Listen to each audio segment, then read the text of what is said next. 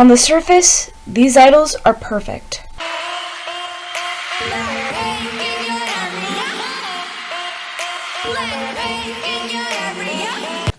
They can sing, dance, the crowd loves them.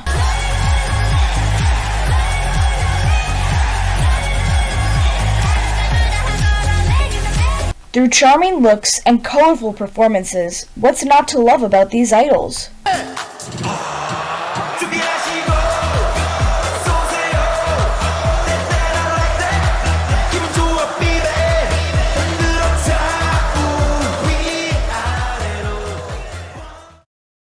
On the outside, nothing appears to be wrong with the K-pop industry, but a closer look reveals the truth. This industry is pure abuse and mistreatment. This clip shows worldwide star Jennie from Blackpink being mobbed at the airport. Watch as her very own fans shove phones, letters, and multiple bouquets of flowers into her face. Are they really her fans? This next clip shows idol Joy from Red Velvet running off the stage after hearing the sound of fireworks during their own performance. While the company knows about her fear, they still force her to relive her trauma. This last clip shows boy group SHINee leading the procession for their former group mate Jonghyun, who committed suicide in 2017. Because of the negative effects of the K-pop industry, Jonghyun's underlying depression and anxiety had been heightened. May Jonghyun rest in peace.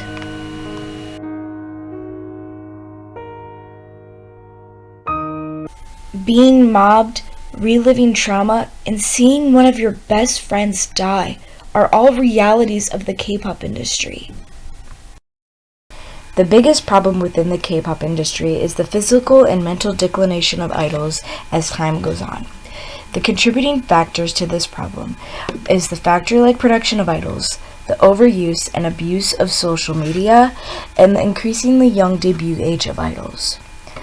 Past solutions to fix these contributing factors have all failed, but I believe the key to these solutions is education and therapy. The best way to fix this problem is through education.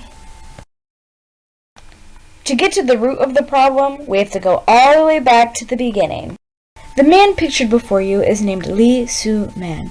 His company, SM Entertainment, is credited with popularizing the current training system for idols.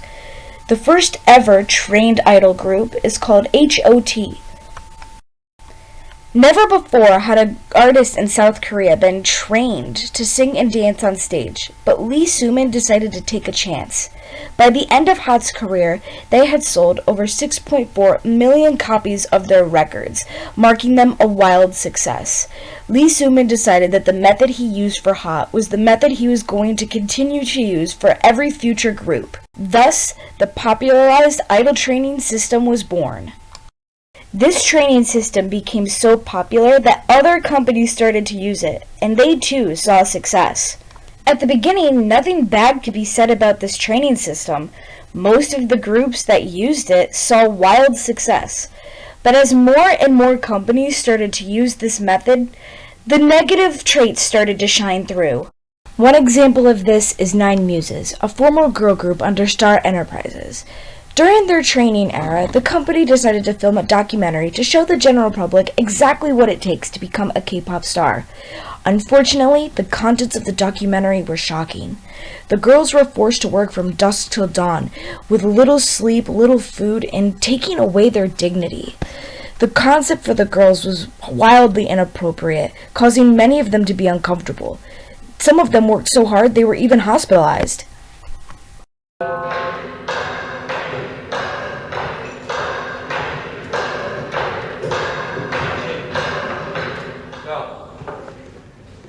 일로 와, 일로 와봐.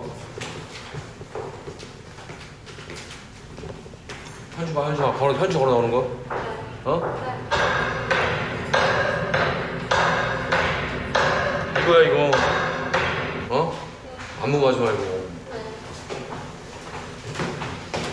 현주야 좀 가르쳐줘. 어?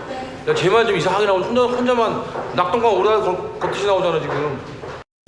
By 2019, the group had officially disbanded, with none of the original members even remaining within the group. They all lost their spark and could not take the treatment they were receiving any longer and simply quit. The company replaced them with a snap of their fingers. Nine Muses is only one example in a list of many. As the years went on, more fans started to realize that the treatment Nine Muses received is only one case. Multiple other groups have also gone through mistreatment and abuse by the hands of their CEOs. While no real solution has been found to the mistreatment of idols due to the horrid training system, in the past companies have tried to endorse their idols by having them give forced speeches promoting the companies and their goodness. The fans can easily tell that the idols don't mean anything of what they are saying. One good example of this is when Chewie was forced to apologize for waving her Taiwanese flag on camera. Twice, a 9-member girl group at JYP Entertainment has multiple foreign members. Chewie, being Taiwanese, is one of the members. Due to the relations between Taiwan and China, Chewie got publicly harassed for waving the Taiwanese flag on camera. The company forced her to apologize, and she decided to endorse JYP and say how good of a company it was. She thanked JYP for giving her a second chance and apologized to fans, saying she would never do something again, when all she did was wave the flag of her home country. The fans are perceptive, and they can tell when speeches are fake. Because of this solution did not work. Another common reoccurring problem within the K-pop industry is the overuse and abuse of social media. A big part of the K-pop industry is promotion on social media. Nowadays, a lot of their groups get the word out about what they are doing because of platforms like Twitter, Instagram, and now TikTok. Without social media, there's no way K-pop groups would be as popular internationally as they are now. The bad part is using social media as one of the biggest forms of promotion in the idol industry is the drawbacks that come from using it. None of the idols are protected from what haters around the world have to say to them. They just have to take it. Another famous K-pop idol, Sulli, former member of FX, committed suicide because of the harsh comments she received on social media. She was a really confident girl, actively speaking out about sexism in South Korea. Unfortunately, many fans did not like her activism and decided to give her hate on social media. Because of this, everything bubbled over and she committed suicide in 2019. Another problem with overusing social media is heightening the problems one might already have. Singer and songwriter Jonghyun from 5-member group SHINee committed suicide because of the depression he had been facing in secret all these years. Social media and the idol industry in general heightened the problems that he had been keeping under the surface to a point where he could no longer fight his own battles. He was led to suicide in 2017. One past solution to this problem has been simply restricting the idol's social media use. Unfortunately, this is not a viable solution because the industry is so dependent on promotion through social media. Most fans discover information about their idols through Twitter, Instagram updates that the companies post. Taking away social media will take away that form of promotion, which will effectively cause the idol's stocks to plummet. Especially in a system where social media is now the norm, it is impossible for companies to take away social media. A final contributing factor is the increasingly young debut of idols. While this is not a new phenomenon, it has definitely become an increasing problem in the 2020s. The new norm seems to be debuting 14, 15-year-olds, while in the past, usually 19, 20-year-olds are the ones that debut. A good example of this is Jang Won-young. She has been in the industry since she was 13 years old, premiering on a survival show called Produce 48, where she placed first in the final debut group, debuting at just 14 years old. Now, she is 18 years old, and has debuted in another group called IVE. She has been in the limelight since she was a preteen. One past solution to this problem has been simply delaying the debut of the idols. This is not a good idea because then those trainees are forced to stay for an elongated period of time at these companies where there's no guarantee that they will debut. It's all up to chance. Park Ji-ho of Twice trained for 10 years at JYP before she made her debut. There was no guarantee that she was going to debut, but she stayed anyway because she wanted to follow her dreams.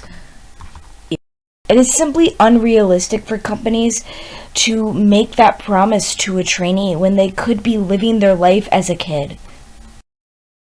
My proposed solution to the factory-like production of idols is to educate them and to provide them with therapy. I feel that giving the idols these resources will truly educate them on the mistreatment they are receiving within the industry. If they have a more comfortable space to discuss the problems that they have, I feel like that they can become more human, more healthy, and I feel like overall their quality of life will improve. In South Korea, mental health is often disregarded. I feel this needs to change.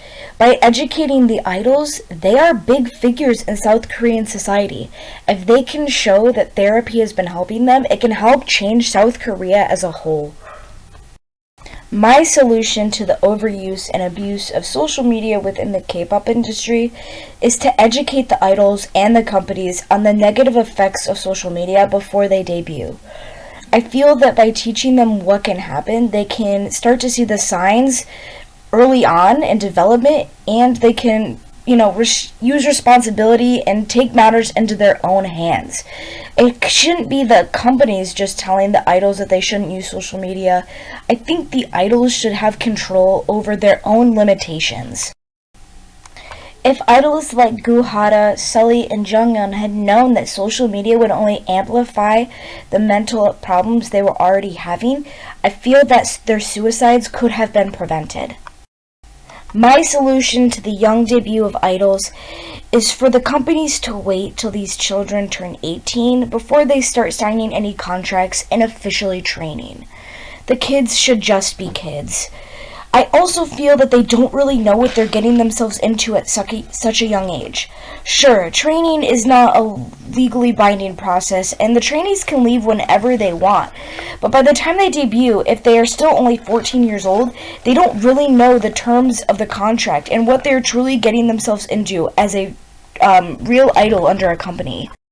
By waiting for the trainees to mature, this can ensure that they fully know the contents of the contract they are going to sign. This can also ensure that kids can be kids and that they can enjoy their childhood while it lasts. They won't be forced to train day in and day out in a basement. They can actually enjoy their childhood. I chose to write about this topic because I'm passionate about K-pop, and it's truly one of my favorite genres of music. But I didn't know everything I needed to in order to write this paper. As I did more research and watched more videos, it became glaringly obvious how wrong this problem is and how it needs to be solved. It has existed for far too long in the industry, and with my generation being the leaders in the K-pop industry at the moment, something has got to give. We cannot continue to let this cycle continue. Someone's gonna crack, so we need to take that crack and put a chisel straight through it, because things have to change. For better or for worse, they have to.